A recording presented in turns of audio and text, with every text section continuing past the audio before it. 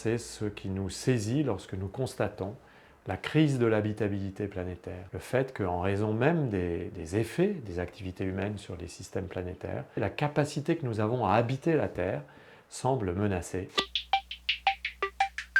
Partout au monde, des individus s'engagent, des individus tentent d'expérimenter de nouvelles manières de cohabiter, des individus tentent de sortir de l'extractivisme thermo-industriel qui nous a menés là où nous sommes. Cette énergie-là, il faut aussi en tenir compte.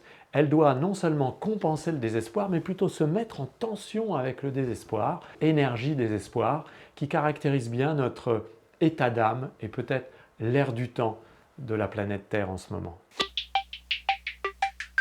Lorsque des écosystèmes s'effondrent, lorsque des forêts sont brûlées, lorsque des gisements sont épuisés par une activité minière, il y a véritablement une altération.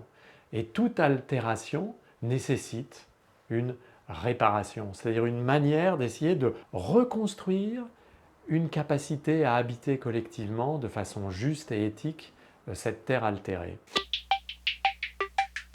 Chaque individu est à la fois un acteur du changement global et en quelque sorte une personne victime des effets du changement global. Eh bien, pour nous en sortir, il faudra coopérer entre individus différents. Et il faudra aussi coopérer avec les non-humains, avec les plantes, avec les animaux, avec les rivières.